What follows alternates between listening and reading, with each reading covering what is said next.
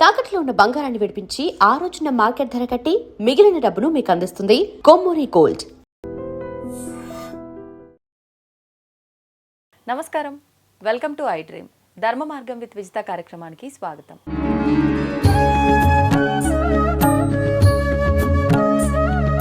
ప్రస్తుతం మనతో పాటు ఉన్నారు ప్రముఖ ఆధ్యాత్మికవేత్త అడ్వకేట్ జిఎం రావు గారు. ఇప్పుడు వారితో మాట్లాడి మరిన్ని విషయాలు తెలుసుకుందాం. నమస్కారం అండి. నమస్తే. అయితే రమణుల వారు ఎప్పుడో చెప్పారు, అసలు నీవెవరో ముందు తెలుసుకో అని. అంటే నేనెవరో తెలుసుకోవాలంటే ఏ మార్గాలు ఉన్నాయో కూడా ఆయన వివరించడం జరిగింది. కానీ మన శాస్త్రాల ప్రకారంగా, ఉపనిషత్తుల ప్రకారంగా కూడా తీసుకుంటే అందులో కూడా, ఉపనిషత్తుల్లో కూడా నేనెవరు అనేది తెలుసుకోవడం గురించి ఉంది అని చెప్పి ఒక విధానం. అసలు ఏంటి నిజంగా ఉపనిషత్తుల్లో నేనెవరు తెలుసుకునే విధానం గురించి ఏమనుందో తెలియజేయండి. ఇది చాలా అంటే చాలా మంచి టాపిక్. అండ్ ఈ జీవితంలో పుట్టిన ప్రతి మనిషికి అని చెప్పలేం, కానీ పుణ్యాత్ములకు కొంతమందికి మాత్రము, మోక్ష మార్గాన్ని వెతికే మనుషులకు మాత్రము నేనెవరు అనే క్వశ్చన్ మాత్రం కంపల్సరీగా వస్తుంది. సో ఇది రమణుల కంటే ముందు కూడా మనకు వేదాలలో ఉంది. వేద సారాంశమే మనకు ఉపనిషత్తులు. ఆ ఉపనిషత్తులలో ఒక ఉపనిషత్తు మాండుక్య ఉపనిషత్తు అని ఉంటుంది. ఈ మాండుక్య ఉపనిషత్ అనేది ఏంటిదనంటే 12 మంత్రాలలో అసలు ఎంత డీటెయిల్గా ఎక్స్ప్లెయిన్ చేస్తుందంటే, నేను ఎవరు అని చెప్పడానికి అంత డీటెయిల్గా ఎక్స్ప్లెయిన్ చేస్తుంది. 12 మంత్రాలు అంటే చాలా చిన్న బుక్ ఉంటుంది. ఉపనిషత్తులోకి వెళ్ళాక చాలా చిన్న బుక్ ఉంటుంది. ఆ చిన్న బుక్ అనేది మొత్తం చాలా డీటెయిల్గా అసలు నేనెవరు అనేది చాలా డీటెయిల్గా ఎక్స్ప్లెయిన్ చేస్తుంది అనమాట. ఇప్పుడు ఈ సమాధానానికి ఏం చెప్తుందని అంటే, మన మాండుక్య ఉపనిషత్తు, నువ్వు శరీరం కాదు, నువ్వు మనస్సు కాదు, నువ్వు ఆలోచనలు కాదు, నువ్వు ఏంటిదంటే చైతన్య స్వరూపుడివి అని చెప్తుంది అనమాట. దీన్ని మనము డీటెయిల్గా ఈరోజు మాండుక్య ఉపనిషత్తే కాకుండా వివిధ ఉపనిషత్తులు కూడా మనం దాన్ని వెరిఫై చేస్తూ దానికి సంబంధించిన ఎగ్జాంపుల్స్తో సహా మనము డీటెయిల్గా ప్రేక్షకులకు చెప్తామండి మనం. సో నేను చెప్పినట్టుగా ఇప్పుడు ఈ మాండుక్య ఉపనిషత్తులో ఫస్ట్ మనకు చెప్పేది ఏంటిదంటే జాగృతి అవస్థ గురించి, మన అవస్థల గురించి డిస్కస్ చేస్తుంది మాండుక్య ఉపనిషత్తు.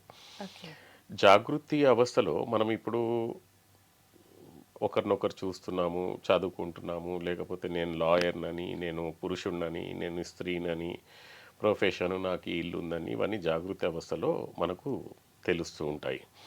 ఓకే, ఈ స్థితిలో మనకేంటిదనంటే మనము ఒక శరీరం అనే భావన ఉంటుంది. నేను ఒక శరీరము, పొద్దున్న లేవక కార్ డ్రైవ్ చేస్తుంటాం, మనం శరీరం అనే భావన ఉంటుంది. ప్రొఫెషనల్ అయితే నేను ఒక లాయర్ని అనే భావన ఉంటుంది. ఐడెంటిటీ అనేది మనకు ఒక శరీరంతో కలిగిన ఐడెంటిటీ. ఇది బాహ్య ప్రపంచంతో సంబంధం ఉన్న స్థితి. ఇది మనకు జాగృత అవస్థ అని దీన్ని అంటాం.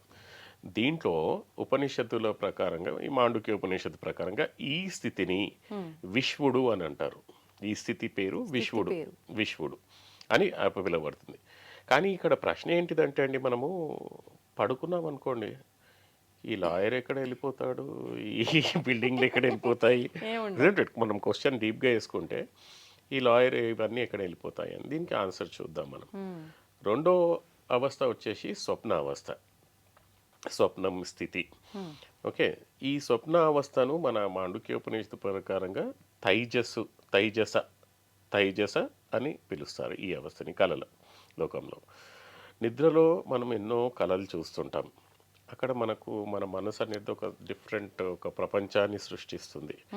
ఓకే, మనం కళలో ఒకసారి రాజు అవుతాము, ఒకసారి మన ఇంట పులిలు ఎంట పడుతుంటాయి, లేకపోతే భయానకమైన కళలు రావచ్చు, రియాలిటీలో అన్ని రావచ్చు. కళలో బాధపడతాము, కళలో సంతోషపడతాము.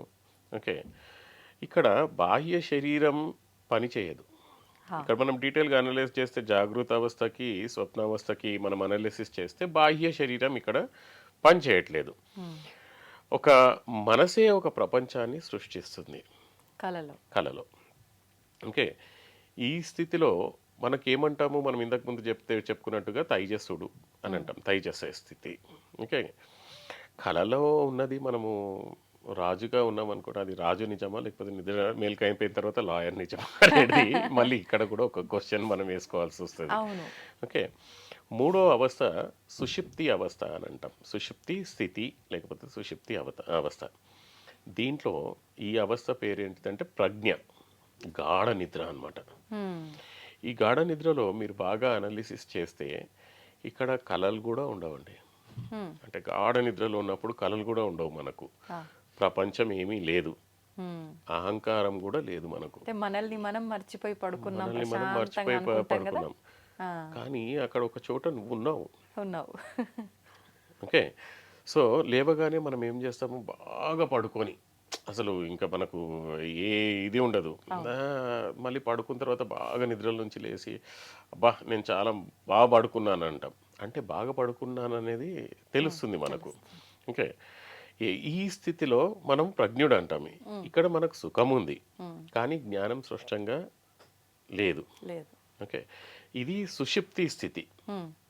ఇప్పుడు మనము అనాలిసిస్ చేస్తే జాగృతి అవస్థలో మనం ఉన్నాము, స్వప్నావస్థలో కూడా మనం ఉన్నాము, గాఢ నిద్రలో కూడా మనం ఉన్నాము, కానీ తెలియట్లే. ఈ మూడు అవస్థలో మనం ఉన్నదాన్ని నాలుగో పేరు ఏమంటామంటే తుర్యం అని అంటాం. ఆల్రెడీ ఉన్న అదే తుర్యమే మనము. ఆ తుర్యమే మనము. మనము అనేదే ఈ మూడు అవస్థలలో ఉండి ఇది సాక్షిగా పనిచేస్తుంది అనమాట. ప్రతిదానికి సాక్షిగా ఉంది. జాగృతి అవస్థలో నీకు సాక్షిగా ఉంది, కళలో కూడా సాక్షిగా ఉంది. కళ చూసావని చెప్పి నీకు చెప్తుంది. గాఢ నిద్రలో కూడా సాక్షిగా ఉంది, నువ్వు పడుకున్నావు అని చెప్తుంది. ఇది తుర్యం. ఓకే. ఈ తుర్యం అనేది మనకు మేల్కున్నప్పుడు తెలుస్తుంది, కళలు వచ్చినప్పుడు తెలుస్తుంది, నిద్రపోయినప్పుడు తెలుస్తుంది. ఇదే సాక్షి చైతన్యము. సాక్షి చైతన్యము. ఓకే. దీన్నే మనకు మాండుక్యోపనిషత్తులో ఏమంటారంటే ఆత్మ. ఓకే. బ్రహ్మ అంటుంది మన మాండుక్యోపనిషత్తు. ఈ ఆత్మ గురించి మనము తెలుసుకునే ముందు మనము ఈ తుర్యం గురించి మాట్లాడుకున్నామండి మనం. ఓకే. సో ఈ తుర్యము అనే దానికి నేను ఇందాక చెప్పినట్టుగా ఈ మూడు అవస్థలలో సాక్షిభూతంగా ఉన్నది ఈ తుర్యం. ఓకే. ఒక ఎగ్జాంపుల్స్తో తీసుకుందాం. ఈ తుర్యం ఏంటిదంటే ప్రేక్షకులకు ఈజీగా అర్థమవుతుంది. ఎందుకనంటే ఈ మాండుక్యోపనిషత్తు గురించి చాలా పెద్ద పెద్ద వాళ్ళు చాలామంది ఇది మన వేదాలు చదివిన వాళ్ళు చాలా డీటెయిల్గా ఎక్స్ప్లెయిన్ చేశారు. కానీ ఇక్కడ ఈరోజు మనం చేసే ప్రయత్నం ఏంటిదంటే ప్రతి ప్రేక్షకులకు ఈజీ లాంగ్వేజ్లో అర్థమయ్యే రకంగా మనం ప్రయత్నం చేద్దాం. రియాలిటీ కింద తీసుకొని, రియాలిటీ లేకపోతే మనకు ఇది చేయవు. అయితే దాని గురించి అని చెప్పి ఈరోజు కొన్ని ఇప్పుడున్న జీవితానికి సంబంధించిన ఎగ్జాంపుల్స్ తీసుకుందాం. వేదకాలంలో సినిమా థియేటర్లు లేవు, కానీ ఇప్పుడు మనం ఒక సినిమా థియేటర్ ఎగ్జాంపుల్ తీసుకుందాం. సినిమా థియేటర్ ఒక ఉదాహరణగా తీసుకుందాం మనం ఇక్కడ తుర్యం అని తెలుసుకోవడానికి. ఓకే. సినిమా థియేటర్లో కథ మారుతుంది. ఒక మనిషి సంతోషము, దుఃఖము, యుద్ధము అన్నీ చూస్తాం మనం. కానీ తెర మాత్రం మారదు. తెర అదే ఉంటుంది. ఓకే. సన్నివేశాలు అనేటివి మనం ఇక్కడ జరిగే సన్నివేశాలన్నింటినీ జాగృత అవస్థతో మనం పోల్చవచ్చు. ఓకే. మధ్యలో చీకటి అయిపోతుంది సినిమా లైట్స్ ఆఫ్ చేయగానే. దీన్ని సుషుప్తి అవస్థతో పోల్చొచ్చు మనం. అంటే ఏమీ ఉండదు ఇంకా తెర పైన. ఓకే. ఇక తెర అనేది తుర్యం, అది మారతలేదు. అది తెర అక్కడే ఉంది, దాని మీద ఎన్నో సన్నివేశాలు నడుస్తున్నాయి. మనకు లైట్ ఆఫ్ కాగానే మనం గాఢ నిద్రలో ఉన్న ఎగ్జాంపుల్ తీసుకోవచ్చు. కానీ తెర మాత్రం తుర్యం, అది మారతలేదు. ఒక ఆధారము శాశ్వతమైనది. అయితే ఇక్కడ ఉపనిషత్తుల ప్రకారంగా మనం ఎగ్జాంపుల్ ప్రకారంగా మనం నేర్చుకోవాల్సిన మోరల్ ఆఫ్ ద స్టోరీ ఏంటిదంటే మనము పాత్ర కాదు, మనం తెర లాంటి వాళ్ళం. ఓకే. సో మన ఆత్మ అనేది మనకు బ్యాక్గ్రౌండ్లో పనిచేస్తూనే ఉంది. అది ఈ శరీరం అనేది కాదు, ఎన్నో శరీరాలు ధారించింది, ఎన్నో రోల్స్ పోషించింది. ఈ రోల్లో మీరు యాంకర్, ఈ రోల్లో నేను లాయర్ని, పోయిన రోల్లో మనకి ఏముండేనో మనకు తెలియదు, కానీ ఆత్మ మాత్రం ఒకటే. ఓకే. ఈ ఆత్మనే మనం తుర్యం అని అంటాం మనం. ఇంకొక ఇప్పుడు నిజ జీవితం ఎగ్జాంపుల్, ఎందుకంటే ఇప్పుడు ఉన్న ఎగ్జాంపుల్స్ మనం ఈ లోకంతో మనం చూద్దాం.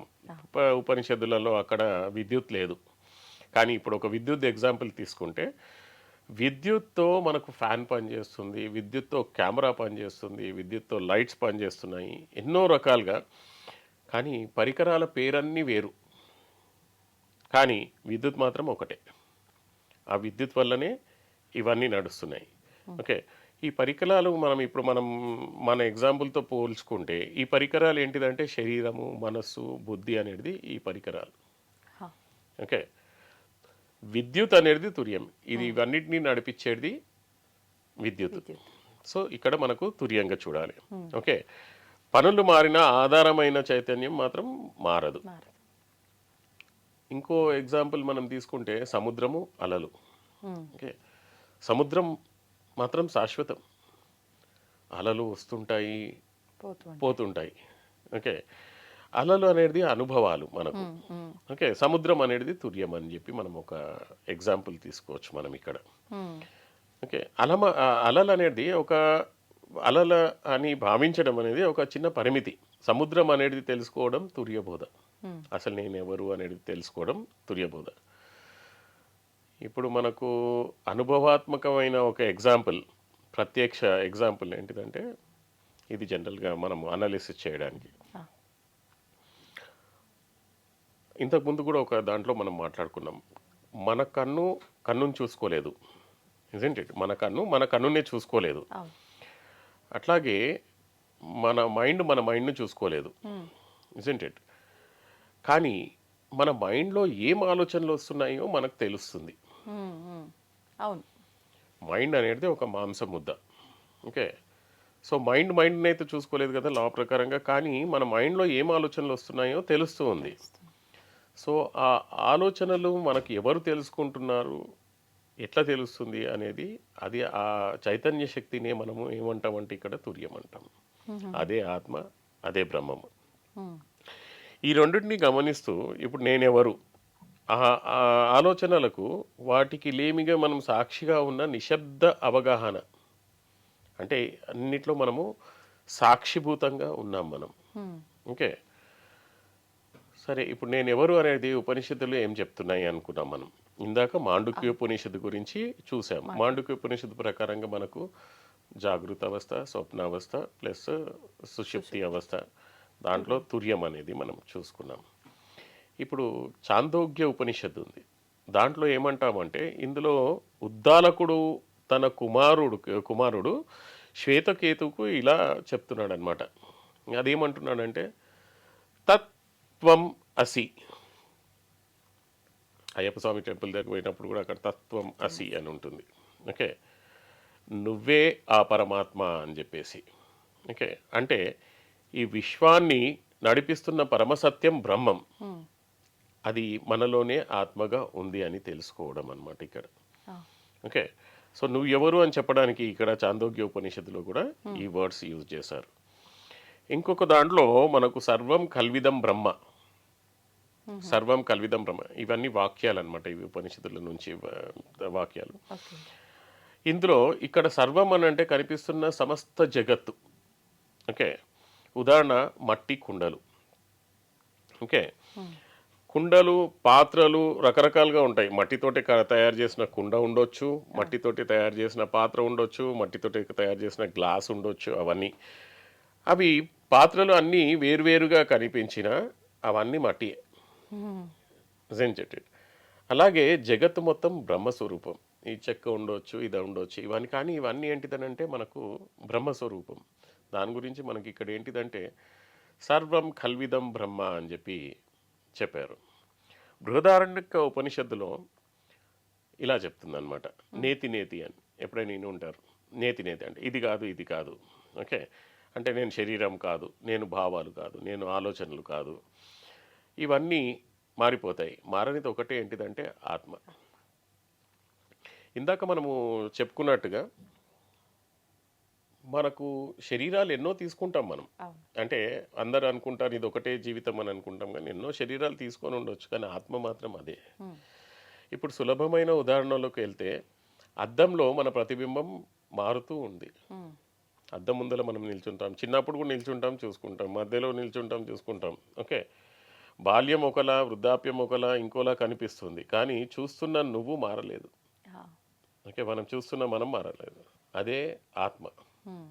ఓకే, సో ఆత్మ అనేది అలాగే ఉంటుంది, బట్ మన శరీరం చిన్నప్పటి నుంచి పెరుగుతూ వస్తుంది, బట్ ఆత్మ మాత్రం అదే, ఆత్మ మారట్లేదు ఇక్కడ.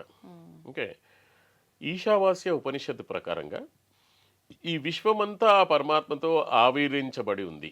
Ah. ఓకే, ఈశావాస్యం ఇదం సర్వం అని చెప్పి వాక్యం. Hmm. ఈ విశ్వమంతా పరమాత్మతో ఆవిరించబడి ఉంది అని చెప్పేసి. తైత్రీయ ఉపనిషత్తు ప్రకారంగా సత్యం జ్ఞానం అనంతం బ్రహ్మ అని అన్నారు. Hmm. అంటే దేవుడు లేకపోతే బ్రహ్మ అని చెప్పి తెలుసుకోవడానికి కొన్ని క్వాలిటీస్ ఇక్కడ. అవును. సత్యము, జ్ఞానము, అనంతము, బ్రహ్మ అని చెప్పింది అనమాట.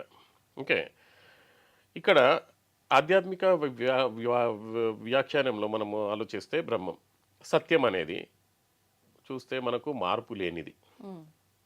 సత్యం సత్యమే. ఓకే, జ్ఞానం అనేది స్వయం ప్రకాశం. Huh.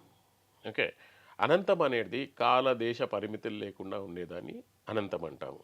ఈ లక్షణాలు ఆత్మకే వర్తిస్తాయి. Hmm. ఓకే, కాబట్టి అందుకే జీవ బ్రహ్మ ఐక్యం అని చెప్పి మనం ఇక్కడ అంటాం. మనం ఎన్ని ఉపనిషత్తులు ఇప్పుడు చూసాము. ఓకే, జ్ఞానం అంటే ఏంటిది? Yeah.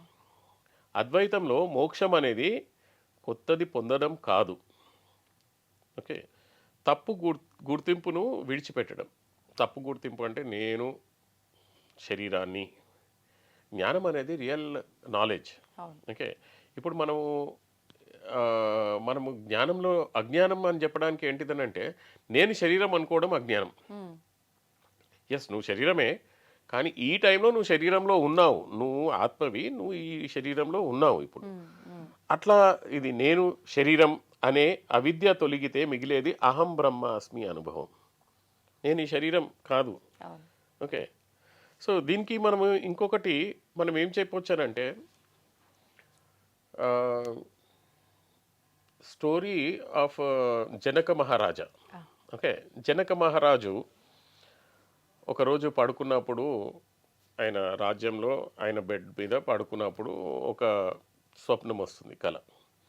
ఆ స్వప్నం ఎంత దారుణంగా ఉంటుందనంటే, ఆ స్వప్నంలో ఎవరో శత్రురాజులు వాళ్ళు వీళ్ళపై దండయాత్ర చేసి మొత్తం రాజ్యాన్ని లాక్కొని, ఎవరు లేరు, ఇంకా చుట్టాలు లేరు, ఎవరు లేరు, అందరినీ చంపేశారు. ఈ జనక మహారాజు అడవులలో తిరుగుతున్నాడు, బిచ్చగాడ్ల, అసలు ఏమీ లేకుండా బాధతో ఆకలితో. ఎవరు అన్నం ఇస్తుంటే, అంటే రకరకాలుగా కథలు ఉన్నాయి, బట్ మనం భావాన్ని తీసుకోవాలి. కొంతమంది అది అన్నం దొరకకపోతే లాస్ట్ కొద్దిగా అన్నం దొరికితే గంజి. కొన్ని కథలలో కాకి తీసుకుపోయిందని చెప్పి, కొన్ని కథల్లో కుక్క ఎత్తుకపోయిందని చెప్పి, కొన్ని కథల్లో ఎద్దు వచ్చి కొట్టేసిందని చెప్పి, అంటే అది తినకుండా మిగల్లేదు ఇంకా. ఓకే, అది కూడా పడిపోయింది. ఆ బాధలో అతను అర్చేసి లేస్తాడనమాట. అని చెప్పి అర్చి నిద్రల నుంచి లేచి షాక్ అయిపోతాడు. దాని తర్వాత జనక మహారాజు కూడా కొద్దిగా ఆధ్యాత్మికవేత్త కాబట్టి అసలు దీనికి ఆన్సర్ ఏంటిది, నేను చూసింది అది కళ నిజమా, లేకపోతే ఇప్పుడున్న ఈ ప్రపంచం నిజమా అని చెప్పేసి. సో ఎంతోమంది ఆధ్యాత్మికవేత్తలు వస్తారు, అందరు ఎక్స్ప్లెయిన్ చేయడానికి ట్రై చేస్తారు అసలు ఏంటిది అని చెప్పేసి. ఎవరు కరెక్ట్గా చెప్పలేకపోతారు. అప్పుడు ఏంటిదంటే అక్కడ అష్టావక్ర ముని వస్తాడు. అష్టావక్ర ముని వచ్చేసి ఆ అష్టావక్ర ముని చెప్తాడనమాట, మహారాజా నువ్వు స్వప్నంలో ఉన్నది మిథ్య, ఈ జగత్తు కూడా మిథ్య, కానీ నువ్వు మాత్రం సత్యం అని చెప్తాడనమాట. సో ఇన్ని రకాలుగా మనము ఆలోచించాల్సింది, అనాలిసిస్ చేయాల్సింది ఏంటిదంటే, నేను ఎవరు అని తెలుసుకుంటే మనం ఒక ఆత్మ. ఇంకా చాలా జనరల్గా అనుకునేది ఏంటంటే, మనం ఒక అద్దెకు వచ్చాం మనం ఇక్కడ భూమి మీదకి. అదండి డ్యూరేషన్ ఎంతనో మనకు తెలియదు, కానీ 50 ఇయర్సా 60 ఇయర్సా 10 ఇయర్సా తెలియదు. ఇక్కడ ఒక రెంట్కి వచ్చాం మనము. ఇక్కడ పర్పస్ కంప్లీట్ కాగానే మనం వెళ్ళిపోవాల్సిందే. ఓకే, సినిమా థియేటర్లో మూవీ అయిపోయింది, సో అది ఇడిచి మళ్ళీ వెళ్ళిపోవాలి. మళ్ళీ ఇంకో జన్మ స్టార్ట్ చేయాలనుకుంటే ఇంకో థియేటర్కి వెళ్ళడమే. సో ఈ రకంగా మనకు ప్రతి మనిషి ఈ ఆత్మజ్ఞానంతో ఉంటే వాడు ప్రతి జీవిలో దేవుణ్ణి చూడడం జరుగుతుంది. ఎలా వస్తుందంటారు మీరు అన్న ఈ ఆత్మజ్ఞానం? మాట్లాడినంత సులభం ఇంత సులభం కరెక్టే మీరు అన్నది. దీనికి ఏంటిదంటే పూర్వజన్మ సుకృతం కావాల్సిందే. కొందరికి పుట్టినప్పటి నుంచే దేవుని మీద అది దానికి ఏమంటాము భక్తి అనేది ఆటోమేటిక్గా వచ్చేస్తుంది, మీరు చెప్పినా చెప్పకపోయినా. ప్రహ్లాదుడే ఉదాహరణ. ప్రహ్లాదుడే ఉదాహరణ. ఇప్పుడు మన నిజ జీవితాలలో కూడా తల్లిదండ్రులు ఎవరు పూజ చేయకపోవచ్చు, కానీ కొడుకు మాత్రం వాడు వెళ్తుంటాడు, బిడ్డ మాత్రం వెళ్తుంటది. నిజం నిజం. ఓకే, సో అది పూర్వజన్మ సుకృతం ప్రకారంగా మన శరీరము లాస్ట్ జన్మలో ఏం చేసింది ఆ జ్ఞాపకాలు అనేది దాంతో ఉంటాయి. ఇది వేరే టాపిక్, మనం మాట్లాడవచ్చు. శరీరం చనిపోయి వెళ్ళిపోయేటప్పుడు మాత్రము కర్మ ఎంట తీసుకుపోతుంది. కర్మ ప్లస్ రుణానుబంధం అనేది, అది మనం తర్వాత మాట్లాడదాం. ఈ కర్మ అండ్ రుణానుబంధం రూపేణనే మనకు వచ్చే వైఫ్, హస్బెండ్, పిల్లలు, ఫ్రెండ్స్ కూడా బంధాలన్నీ ఈ రుణానుబంధం వల్లనే శత్రువు, రుణానుబంధం వల్లనే మనకు పిల్లలు, రుణానుబంధం వల్లనే వైఫ్ అండ్ హస్బెండ్. ఓకే, ఈ రుణానుబంధం ఎన్ని రకాలు అవనేది మనం నెక్స్ట్ వీడియోలో చూద్దాము. సో ఈ వీడియోలో మాత్రం మనము ఇప్పుడు ప్రేక్షకులు అర్థం చేసుకోవాల్సింది ఏంటంటే, నేను ఎవరు అనే భావనతో మనం మెగిలామనుకోండి, నాలో ఉన్న ఆత్మనే ప్రతి శరీరంలో ఉంది. ఇది ఎట్లా అంటే, సూర్యుడు దాని ప్రతిబింబాలు, 10 కుండలు పెట్టామనుకోండి, సూర్యుడి ప్రతిబింబాలు 10 కుండలలో పడుతున్నాయి మనకు కదా.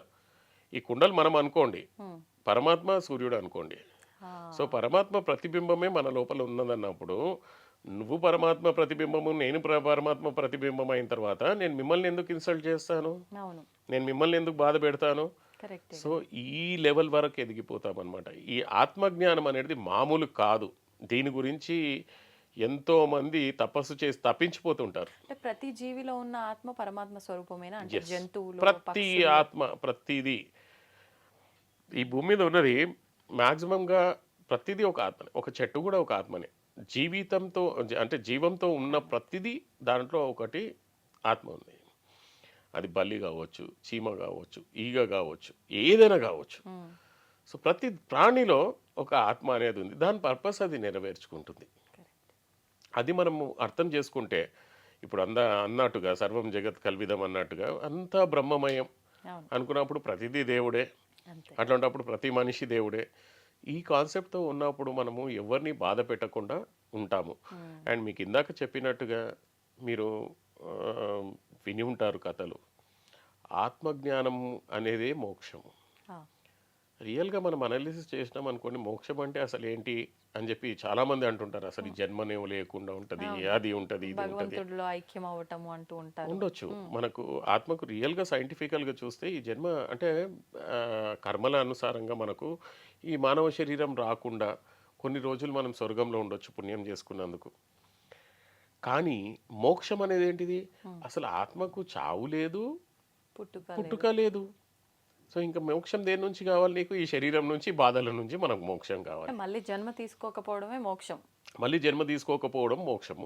చాలా ఆత్మ ఎక్కడ వెళ్ళదండి, ఆత్మ ఉంటుంది. ఆత్మ పుట్టలేదు, చావదు. సో ఆత్మ అనేది అలానే ఉంటుంది. ఆత్మ ఎప్పుడు నశించేది కాదు. ఓన్లీ మన శరీరాలు, మన అవస్థలు మారుతూ ఉంటాయి. ఇప్పుడు మనకు కొంతమంది అంటారు పురాణాలలో, వీడు ఎద్దుగా పుట్టాడు, మనిషి ఈ రకంగా పుడతాడు, ఆ రకంగా అని చెప్పేసి. కానీ ఆత్మ మాత్రము ఎప్పటికీ ఉండేదే. దానికి ఆది అంతము అనేది ఏమీ లేదు. దాని గురించి ఆత్మ అనేది బ్రహ్మస్వరూపం అని అంటాం మనం. ఈ నాలెడ్జ్ అనేది మనం ఇందాక డిస్కస్ చేసినట్టుగా పెద్ద పెద్ద ఋషులు తపస్సు చేసి దాన్ని ఫీల్ అవ్వడం. అంటే మనము ఏదో అడవిలోకి వెళ్ళి తపస్సు చేయాలని కాదు, ఈ ఇంట్లోనే ఉండి. అంటే మనకు ఒక ఎగ్జాంపుల్ చెప్తారు చూడండి మీరు, అంటే బురదలో ఉన్న కమలంలాగా బతకాలి అని చెప్పేసి. సో ఇంట్లోనే ఉండి ఆధ్యాత్మికంగా మనం ఏంటిదంటే అసలు నేను ఎవరు ఓన్గా అనాలిసిస్ చేసుకోండి. ఇది చాలా అంటే చాలా పెద్ద టాపిక్, ఎన్నో ఎపిసోడ్స్లో మనం తీసుకెళ్ళవచ్చు. ఫస్ట్ ఆత్మని తెలుసుకున్న తర్వాత మనం ఎందుకు పుడుతున్నాము, ఈ ఆత్మతో పాటు మనకు ఏమేమి వచ్చాయి, మనకు కర్మ అండ్ రుణానుబంధం ప్రతి జన్మలో. ఈ రుణానుబంధం రూపంలో మనకు పిల్లలు ఇది వస్తుంది.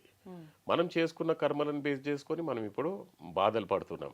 ఓకే, బాధపడ్డప్పుడు ఇవన్నీ మళ్ళీ మనం ప్రపంచంలోకి వచ్చేసి ఇది నా ప్రపంచం అనుకోవడము, అది మళ్ళీ అజ్ఞానం. నేను ఆత్మని, నాది ఇది ఒక రోల్ ఇచ్చిండ్రు. మనం ఇందాక సినిమా థియేటర్లో అన్నట్టుగా నాది ఇది ఒక రోల్. ఈ రోల్ని నేను కంప్లీట్గా చేసుకొని వెళ్ళాలి అనే భావన ఎప్పుడైతే వస్తుందో, ఇప్పుడు కూడా ఉన్నారండి కొంతమంది, ఇప్పుడు కూడా కొన్ని ఫ్యామిలీస్ ఉన్నాయి, ఈ ఆత్మజ్ఞానంతో ఉంటారు. నేను చూశాను ఒక మనిషికి వాళ్ళ వైఫ్ చనిపోయింది, అసలు ఒక్క చుక్క కంట్లో నీళ్లు పెట్టలేదు. ఆయన మంచి వేదాలు అవి చదివిన పర్సన్, ఒక చుక్క కంట్లో నీళ్ళు పెట్టలేదు.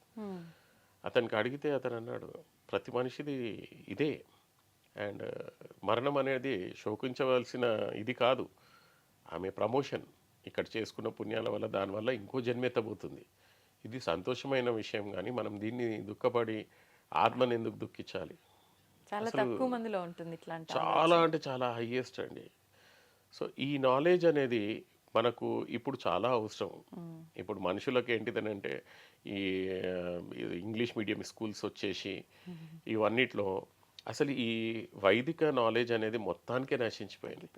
అట్లీస్ట్ ప్రేక్షకులకు ఇట్లాంటి వీడియోస్ ద్వారా ఏంటిదనంటే అట్లీస్ట్ అసలు పురాణాలు అంటే ఏంటిది, ఉపనిషత్తులు అంటే ఏంటిది, అట్లీస్ట్ కథల రూపంలో అయినా కానీ వాళ్ళు అర్థం చేసుకొని వాళ్ళ ఓన్గా రీసెర్చ్ చేస్తారు అని అనుకుంటున్నాను.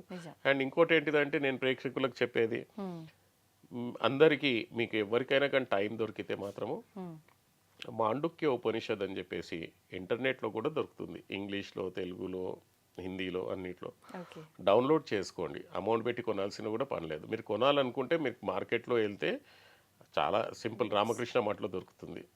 ఓకే, మాండుక్య ఉపనిషద్ అనేది మీరు తీసుకొని చదివితే చాలా అంటే చాలా సూపర్గా ఉంటుంది. అపార్ట్ ఫ్రమ్ దాట్ అసలు దీని మీద టోటల్ డెడికేటెడ్ వీడియో చూడాలనుకుంటే మాత్రము మన యూట్యూబ్లో హూ ఆమ్ ఐ అని ఒక వీడియో ఉంటుంది, స్వామి సర్వప్రియానంద.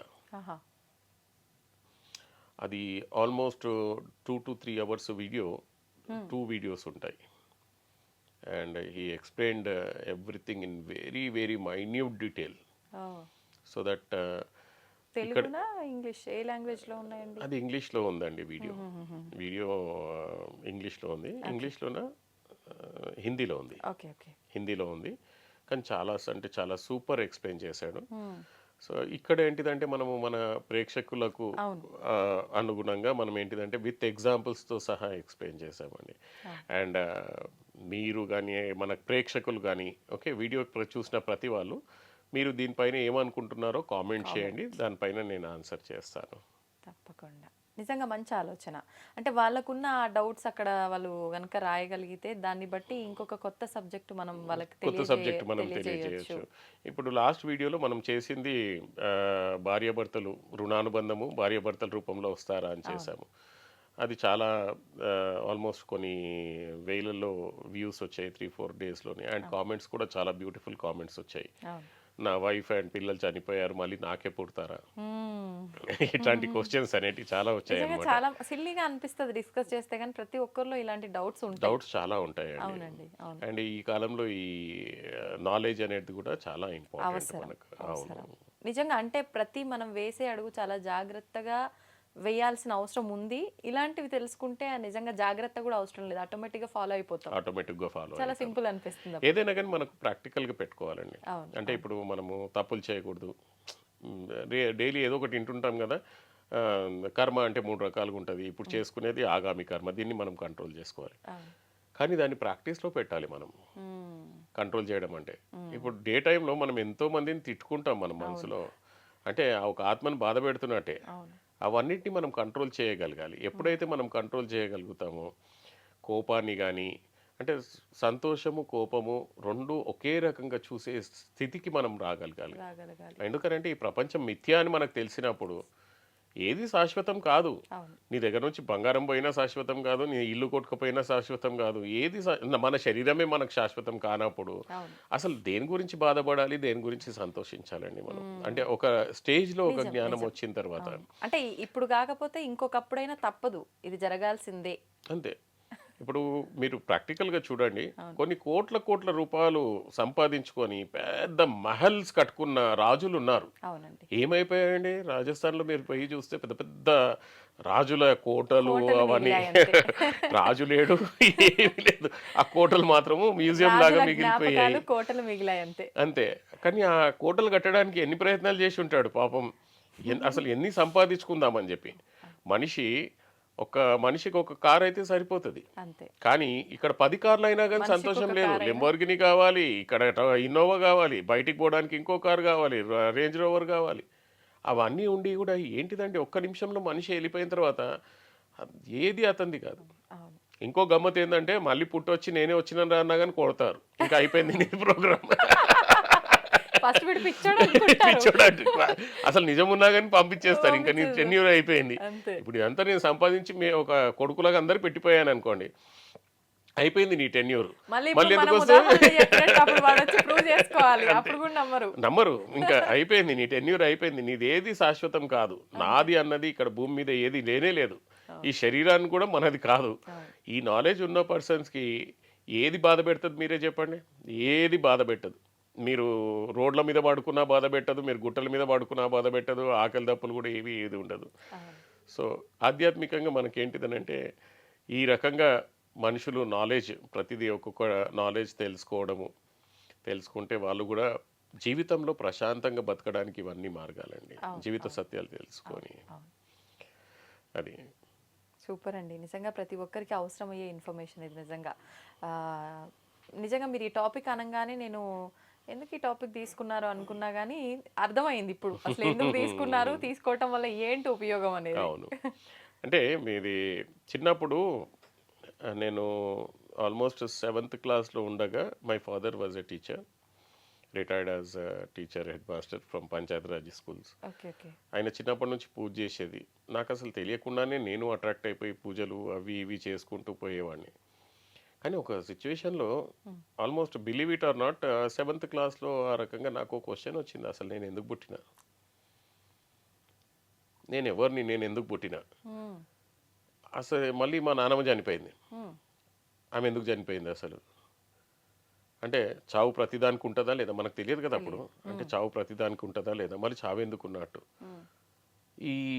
ఇది అసలు ఎన్ని ఏండ్ల నుంచి అంటే ఆ చిన్నప్పటి నుంచి బ్యాక్గ్రౌండ్లో ఇదే మ్యూజిక్ ఎప్పుడైనా కానీ అసలు నేను ఎందుకు పుట్టినా. ఏదైనా ఇన్సిడెంట్ జరిగినప్పుడు అదే అనాలిసిస్, ఈ ఇన్సిడెంట్ నాకు ఎందుకు జరిగింది. ఆన్సర్స్ దొరికేటి కావండి చాలా రోజుల వరకు. Until unless I went to Himalayas and studies this Upanishad. అప్పటి వరకు నాకు ఆన్సర్స్ అన్ని క్వశ్చన్సే. ఏదైనా జరిగింది అనుకోండి, యాక్సిడెంట్ అయింది, ఈ యాక్సిడెంట్ నాకే ఎందుకు అయింది, బాధపడ్డాను, నేనే ఎందుకు బాధపడ్డాను.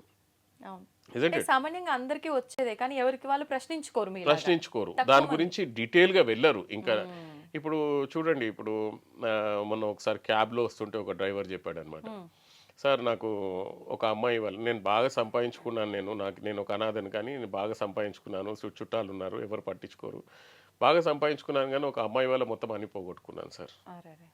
ఓకే, అండ్ జీవితం మొత్తం నాశనం అయిపోయింది. డైలీ 2 బాటిల్ తాగుతుండే. దానివల్ల నన్ను తీసుకెళ్ళి బెంగళూరు నిమాన్స్లోనూ ఎక్కడో జాయిన్ చేశారు, డార్క్ రూమ్లో పెట్టేశారు నాకు. అప్పుడు అనిపించింది, అంటే నాకు అదే ఆయన కూడా అదే క్వశ్చన్, ఆ పిల్ల నాకెందుకు చేయించింది సార్ అర్థం కాలేదు నాకు. ఎందుకు పరిచయం అవ్వాలి. దిస్ ఇస్ నథింగ్ బట్ రుణానుబంధం. లాస్ట్ జన్మలో ఇతను ఆమెకి ఏం చేశాడు, ఇంతకు ముందు జన్మలో ఎవరికైనా ఇలా చేసి ఉంటాడా? 100%. సో ఈ రుణానుబంధం గురించి మనం నెక్స్ట్ టాపిక్ తప్పకుండా చేద్దాము. ఈరోజు టైం లేదు కాబట్టి. ఓకే, నమస్తే అండి. నమస్తే.